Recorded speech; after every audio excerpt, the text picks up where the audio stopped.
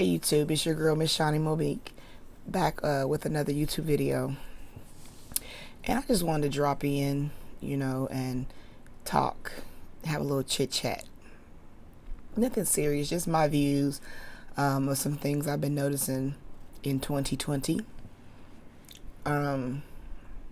Sorry if I'm chewing gum and it annoys you, but I gotta keep my mouth moist. But anyway,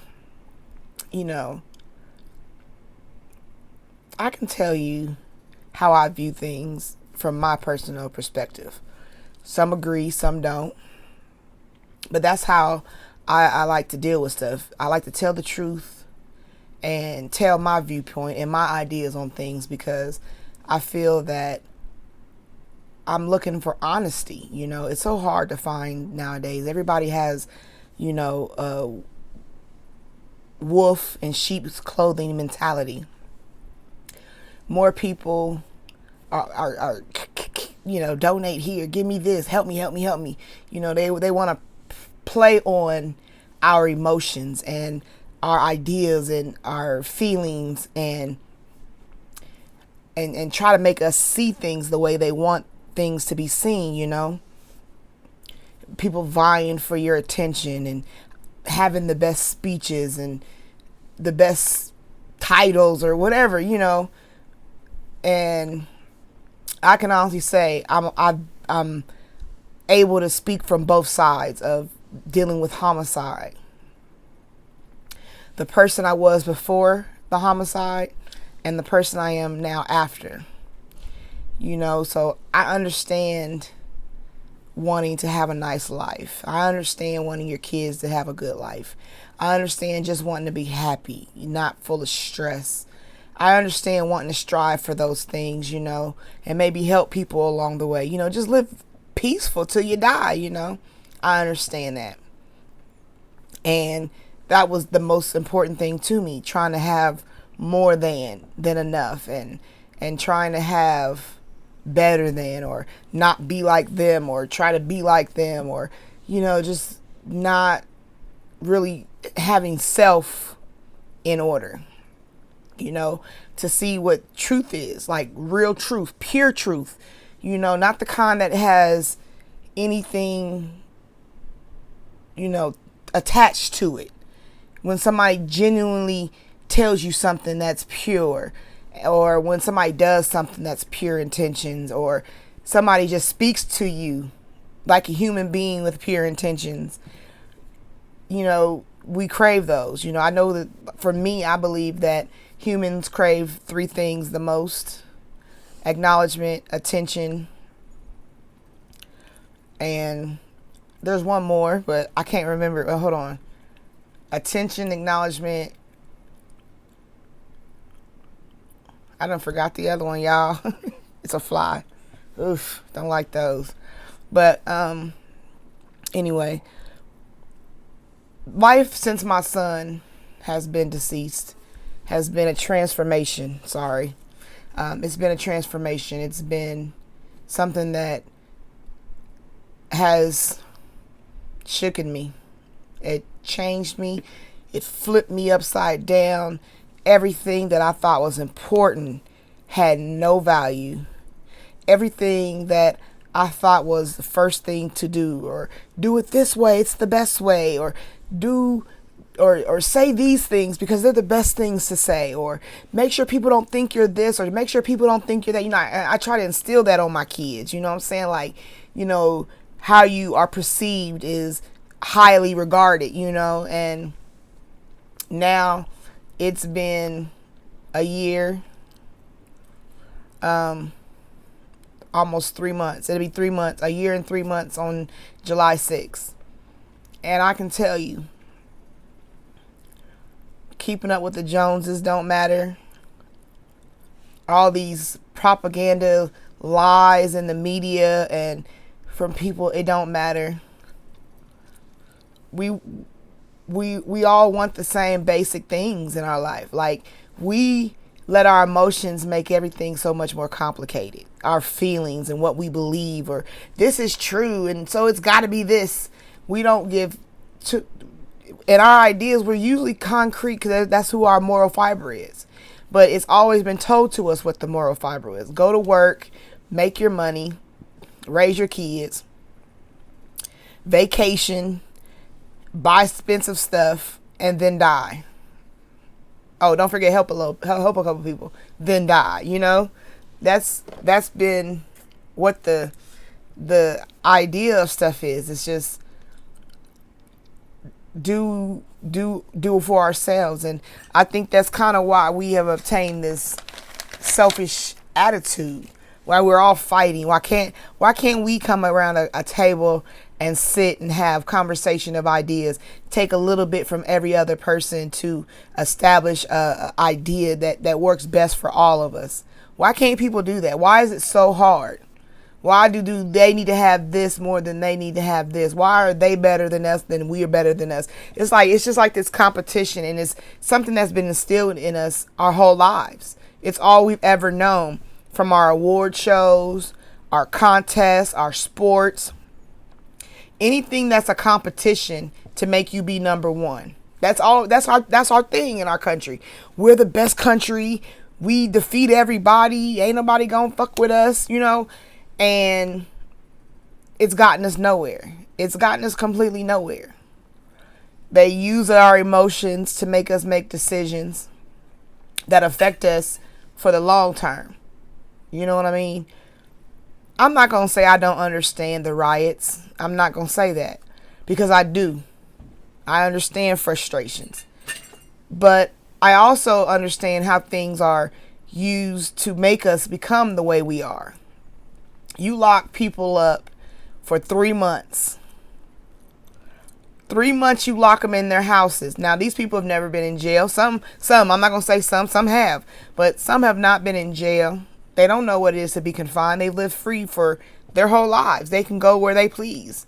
If you got more money, you can travel all over the world. You can see, you know, you never had to you've been told, hey, you got to stay here. And when you did that, you created a ball of confusion.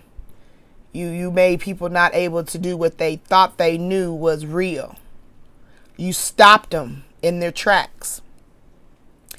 You thought you were going to make us sit in a house, watch these news stations, watch all this propaganda, and we were just going to fold into little wilted minions. But instead, you caused an event that foreshadowed everybody acting in their emotions, that pent up energy that they, you know, because when you sit for a while, like when you charge your phone, right? You let your phone sit and it charges up all that energy so that it can be used. So that's what we did. We sat in our houses and we charged up all this energy, and they caused an event, and now we all in chaos. You got people tearing down statues. You got people doing all kind of chaotic things. But what is it solving? Is it making anything different? Is it causing us to have lower taxes? Is it causing us, our people on Skid Row getting little hut houses? Is there going to be a community built for the homeless? Are we going to do things that benefit us versus tear us down? Are we going to start working on this national deficit of trillions of dollars? You're giving out all this stimulus money. Why don't you put some of that money towards paying off our debt? Start paying these mother freakers back. Give them back their money. Pay off your creditors. Because I know in the Bible it says that the lender is the king versus the borrower. So if we got trillions of debt, why are we not coming to understand that that's what we need to work on? Everybody got a different agenda, you know. Everybody got something they want to happen. Now, you may not believe in Satan. You may believe in him but don't fear him. You may not believe he's real. Hey, that's on you. That's cool. But for me, the devil is real. You understand? Satan is real. And even if you don't believe in him, somebody else does. And you have to know that he is an author of confusion. He writes confusion. He has you sitting, stewing in ideas because of a 5-minute clip, or because 30 seconds was taken out of a whole 30-minute lecture, and he has you balled up in anger and your fists and you're yelling, that mother, you know, you're talking, oh, this is so stupid, or it got you fearful, or it got you just, I don't know what to do. You know, you can't even walk anymore. You're on eggshells. Everybody's on eggshells. But what all does it mean at the end? What does it mean? What does it all mean? That's what I want to know. What are we fighting for if we don't have anything that comes out to benefit our world for the good? But if we have all this confusion and all these ideas and situations that have been acted upon, and we haven't really sat down together to really figure out what's going on. We got so many different commentaries. We got so many different opinions. And it's like, who do you believe? Who do you believe? Because I believe, for me, I believe if you have an income sitting in the bank of $1 million or more, and you have not bought a street block in your own neighborhood and had it refurbished and built up, or built centers for these kids that have been out here killing each other, if you haven't done anything that's meat worthy, why am I looking at you as some kind of revered hero? Because you donated $200,000 to such and such foundation. Why does that affect me? Because the little man down here in the streets, you like yesterday, I went to the homicide department, you know, to check on my son's case. And as I'm downtown, it's like this little, it's called the marketplace. And it's like where they do fresh farmer market foods. It's downtown, but it's by the city county building. And nothing but addicts sweating, laid out all over the place. And that's just a small percentage of our population of homeless. But just to see them gathered, as I walked and I looked, and I just told God, I said, God, put me where you want me to do what I need to do. Period.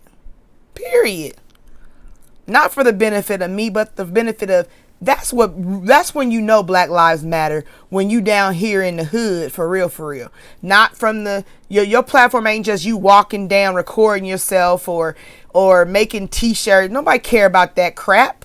Nobody, you ain't doing, unless you giving them t-shirts to the homeless. I don't want to buy a $35 t-shirt to tell people Black Lives Matter.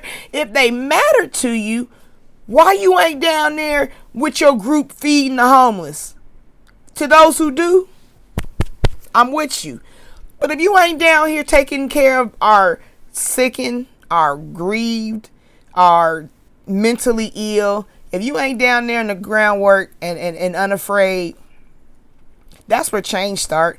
We only as good as our weakest link. We got all this fighting going on. We got the rich people trying to stay rich, the poor people trying to get some money, the middle class people thinking they on GQ smooth because they living decent. But I'm sorry to tell you, the way things looking, I think the government gonna do some things and pull the wool from under us. The rug, I should say. Gonna pull that rug right on up under you. And you ain't gonna know what to do.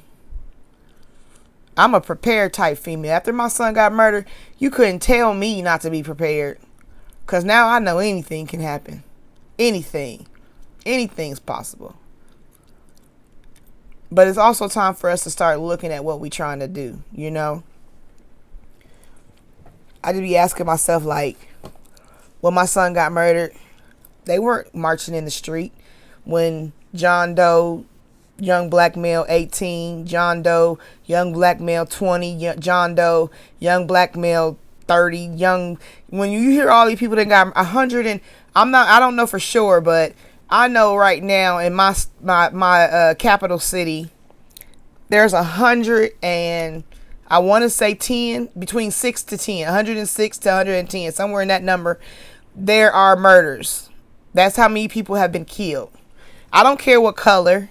It don't matter the color, but it's majority young black men. I will say that. But I don't care about the color. It's the fact that they were murdered. That our society has gotten to the point where, you know, we have been okay with taking life, and it doesn't matter too much because we don't have rallies for that. We don't have t-shirt for let's stop killing in the hood. We don't have all that propaganda that those other areas get. A white person kill us, we own it. Oh, you killed us. Black people always dying because white people. But what about people like my son that was murdered by another black person? Now, I don't ever knock that things don't happen. I don't knock that because I believe some tough titty stuff be going on out here. I believe that. I'm not no fool. I am black.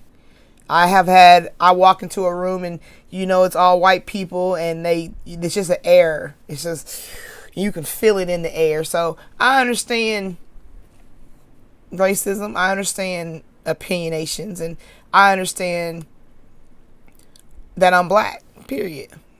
But what I'm asking with this mindset that I have now, what is our goal?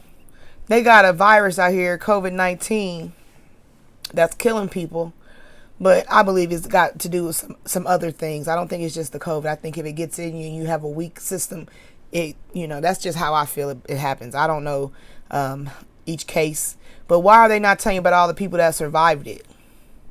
Where are the survival numbers? They want us to do the math. So we got 100,000 cases and 90,000 of those cases died. So we got to figure, 10,000 or whatever survived.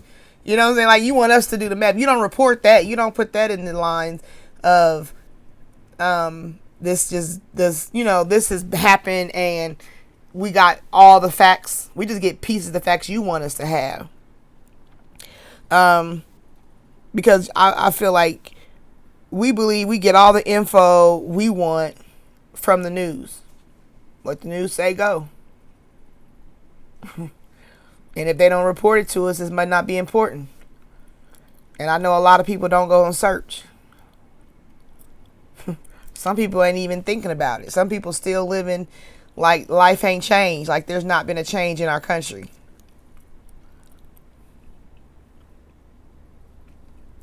But, I just feel we need to do better in some areas. I do. I feel like we as a people need to figure it out what we're fighting for. What is it that we're really wanting? Me personally, I want our homeless to have their own little area. Why can't we give them a plot of land? Why can't each city that has a homeless population take a plot of land like a farmland or something, one of them lands, buy it up and put them little single houses, them little like monopoly houses they got out. Why can't those be put out there? Why can't they do that for the homeless population? Give them time of transition, put them, and then have like a big, like you have the land, right? And you got the little houses for so many homeless that can live in them. And then there's a big, at the end, this is my plans. There's a big building at the end, right? And that's their social room where they can do their cooking or washing their clothes, things like that. But the main little houses they live in is just somewhere from the sleep, have their own little bungalow, like a little monopoly house. I believe that those would be good for our homeless population. At least to give them somewhere to live. Like, you ain't even got to make them register unless you want to get some kind of credit off of it. But you put them little houses up, put these people in them, give them some opportunity over at the little social house where they have meetings and groups and some therapists come in, some lawyers come in, things that can be brought to them. Because if you ain't trying to teach people how to get better, people are sometimes conditioned to stay in their zone of what they know, their comfort zone. So if I'm an alcoholic and I know how to be an alcoholic, why would I change to be anything other than that if I don't know anything other than that? Why not?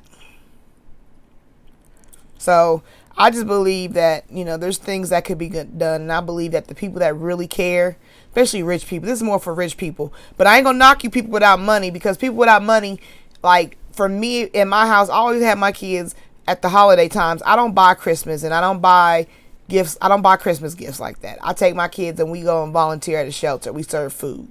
Because I'm like, you wasn't baby Jesus in the manger. You don't need no gifts.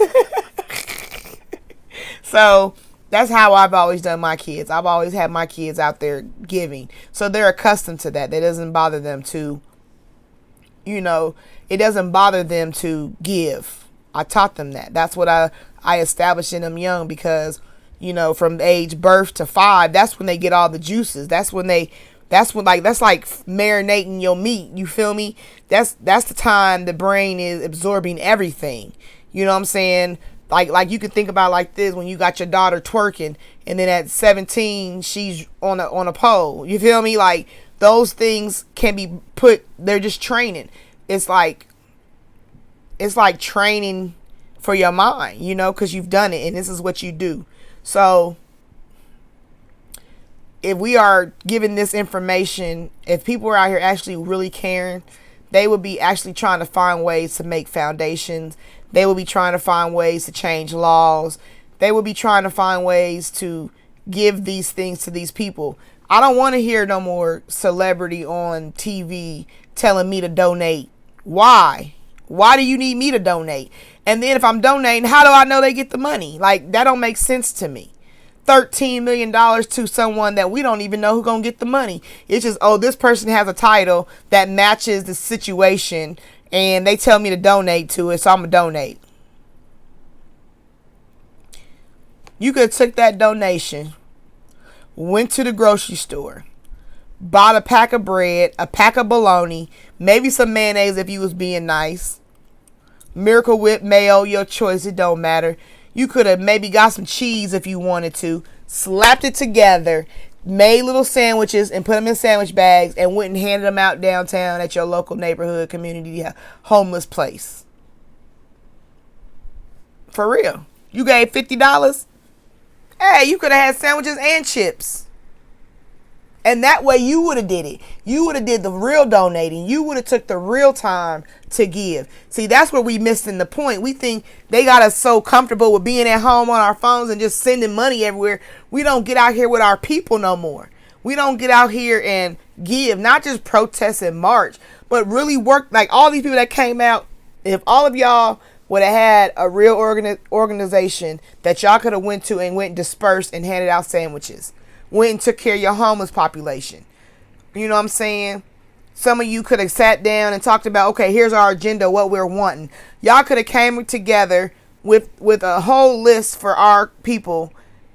I call them American Africans. That's my name. That's how I rephrase to us, American Africans, because we're not African Americans in my opinion, because I didn't come from Africa, but I am of African descent. So I'm an American African versus an African American who can also be of the Caucasian race, who can be white and come from South Africa and be considered an African American because they moved here from Africa. So that's just my idea. I'm sorry if you don't like it, hey, whatever. But anyway, like we gotta start thinking. Like I've heard a couple people that tell us we gotta think for ourselves, and we do. And I stopped saying what people needed to do and I started doing it for myself. So currently I'm in the process of doing my own nonprofit. It is established, but I'm not set up where I need to be. So I have not announced it yet. But I'm working on stuff because I believe that it's time to stop talking. Everybody's talking. Everybody, it's like Charlie Brown. Everybody got an opinion, but ain't nobody doing nothing. These millionaires sitting up in their houses making these PSAs and crap. I don't want to hear that. You took the time to go make a PSA commercial or video, and you could have had your maid go make up 100 sandwiches and went and dropped them off. Y'all keep using these PSAs to tell people what they believe, and that's the problem. People need to believe that we are all here to help each other. We are here to be better for each other and for ourselves. Like, we are here to put our feet in the sand, to lay in the grass. We're put here to enjoy the pleasures of God. And I believe that if people don't love God, they don't love his creations. Period. You can't. That's like a man that you would say he love you, but he always cheating on you, or he always telling you a lie, or he always trying to play you or talk to you reckless, but he love you. That don't go together. Like, no. Because when somebody love you, they act out with kindness. Kindness, God said love is patient, it's kind, it doesn't boast. You know what I'm saying? He says all these things, and I feel like if we really had real love, we would be starting from the ground floor, building our building of America back up. You know what I mean? We would be working on building ourselves back up from the floor. And the people on the floor are the homeless. We'll always have poor people. We will. That's just given. But at least to offer something that can help them maintain through life. To maybe get to even be offered a chance. How you know they never was offered a chance? Like, I don't know. I want to do more. And I got to take my time, you know, and I have patience, and I'm doing it. Like, I'm starting to really get into doing my YouTube so I can put my voice out there, because there are people who have situations that I want to talk about over time. And there are people who have lost a child and don't know how to deal with some things. There are people who have, you know, killed somebody that don't know how the family truly feel. Like, ain't never really heard from the perspective. Like, you see news stories and you hear gossip, but to really see the face of somebody who's lost somebody from a homicide. Everybody has a story. A rapist wasn't a rapist till he raped. A murderer wasn't a murderer till he killed. A liar wasn't a liar till he lied. And a thief wasn't a thief until he stole. Period. What more can you say? So if I have a voice that's helping people not to become those things or to learn from it, and I have something to offer you, that's what's up. I want to communicate. I want to give my ideas and speak about things that could actually benefit us in our lives. And I promise this fly that's pesking around won't be included. No, but I mean, YouTube is it could be a scary place, you know, because everybody has an opinion and they may not like what you say, but I have to be strong enough to know that I don't have no ill intentions. I don't have, like, I would love to grow my channel, and I would love to be able to speak to millions and have a voice for the future. You know, I would love that. That would be awesome. That would be a God-given blessing.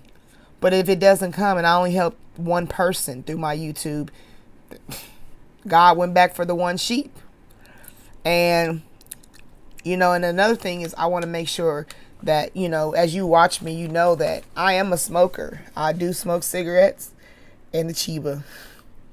So the cigarettes on and off for years. And the night my son was killed, we were on the scene and my detective gave me a cigarette. So it's kind of like the cigarettes went along with the healing process. And so I haven't put down the cigarettes since that night. That's the day I picked them up. That's the night I picked them up, and I've been smoking ever since.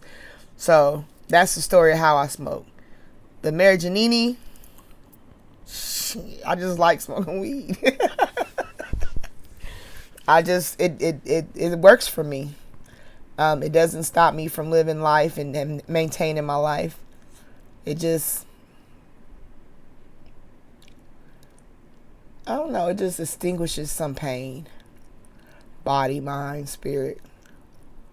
It enhances some thoughts. It focuses me on goals. And it makes me be at peace. Chill. So I hope that you stick with me through this journey, because I don't have a real idea of what it is all I'm going to be doing or how I'm going to be doing it. But I'm going to just get on here and just have conversations, chit chat. I got 2 more. So if you see me in the same get up, don't be like, she didn't change. But I told myself I was going to do 3 videos in one sitting. So that way I can have some content, at least getting to the algorithm. So people can start hearing me and I can start getting some ideas from people and talking to people and forming relationships. I'm going to talk celebrities. I'm going to talk personal. I'm going to talk national news type stuff, Trump and Obama's, and I'm going to do a little bit of everything. So, but before I go, there is something.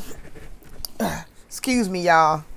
I was getting seated. I was sliding on my chair a little bit. But anyway, because I'm not editing. This is fully unedited. So there's something I'm going to start doing with my channel too. Is I have this jar.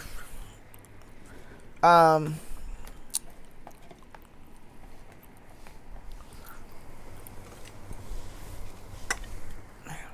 sorry. But I have this jar right here. Oops. Trying to get it together. Hold on. Bear with me. Okay. This is a mason jar. Just a regular jar. Mason. And inside there are little scriptures. Hold on. I'm going to get one more thing.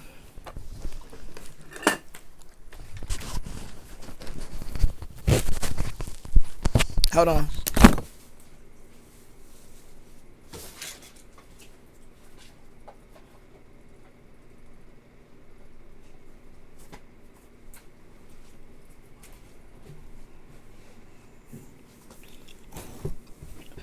Uh-oh. Sorry. Hope you're not offended. I wasn't prepared. And I don't know how to edit. I don't know how to edit the video. So... but there's two things I want to do before I end my videos. So next time it won't be as long. I tried to go 30 minutes, but I'm a little bit over. But what I'm going to close out when I close out my videos is I'm going to, because I believe in God. And I also believe in spiritual and universal truths, ancestors.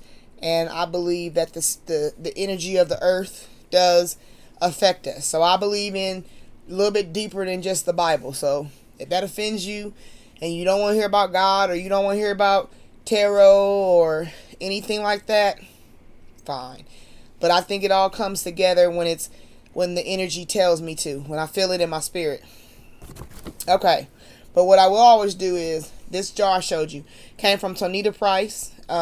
She sent it to me, and it's just a whole bunch of scriptures, just random scriptures. So what I'm gonna do is I'm gonna take one. I'm gonna pull one out of the random scriptures. I'm going to close my eyes. Let's see what we get. Because I like pink, and I'll instantly grab pink. Okay. Here's the color I got for tonight. Green. Okay. And these are cards called Soul Truth. And I'm going to just pick one card that we all need to work on for ourselves. This is the question we need to ask. It's just questions. It's nothing extra. It's just like random questions that you need to ask yourself from your soul. Like personal, not you got to go tell your girlfriend, or you need to lay in the bed and have a conversation with your man or your girl, whatever. It's not like that. It's like you asking yourself to your soul, to yourself in private. How do I deal with this? Or how do I do this? Or why do I do this? Or whatever. You know, it's time for us to heal up. It's time for us to stop being wounded. Oh, there it is. That's the card for tonight. Okay, so we're gonna go with the scripture we're gonna work with tonight. This is what we need to ride with.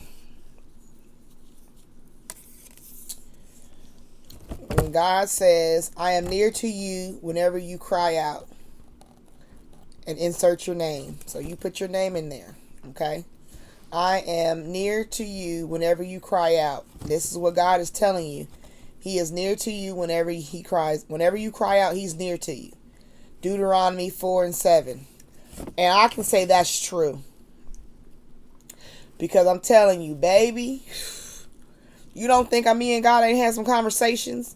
Me and the energy and the ancestors. Do you not know I've been up here? You know that scene from Boys in the Hood when he came over and he was swinging at the air? I can tell you, murder, killing my son. Yeah, I was swinging at the air. Trust me. And so he is near to you whenever you cry out. Deuteronomy 4:7. Deuteronomy 4:7. And our soul card that we're going to ask ourselves is this one. To whom am I comparing myself right now?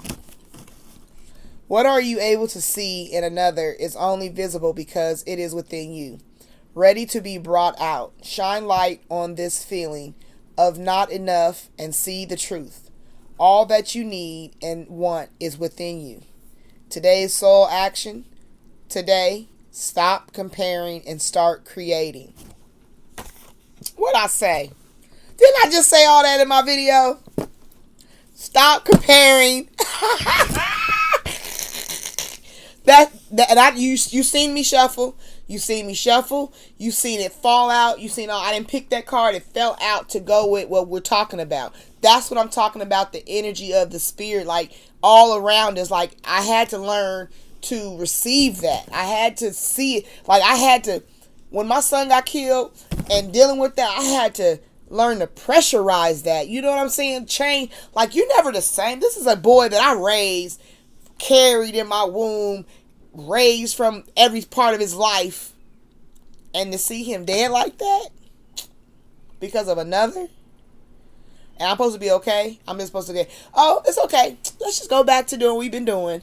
No, it transforms you because that person is no longer there, and it's different with each level of death. I mean, your homeboy versus your mama, your mama versus your daughter, your cousin versus your sister, your aunt versus your uncle. You know what I'm saying? Like it's different with each person because you might have a different relationship with all of them.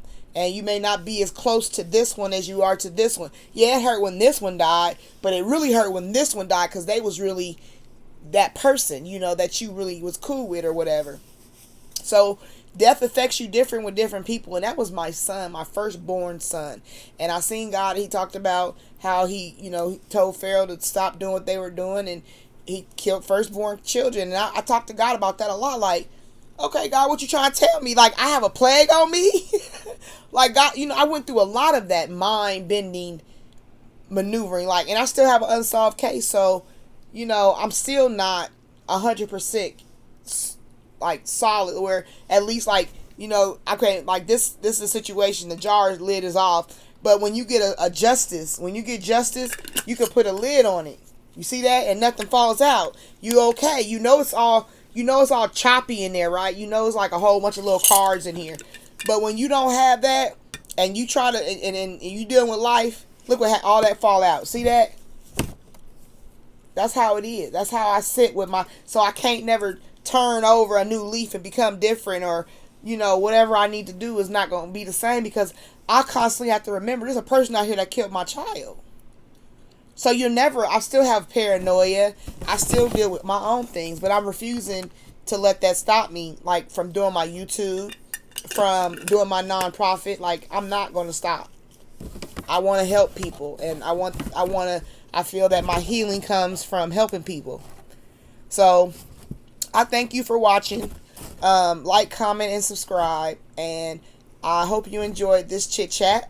And I'll see you again. Deuces.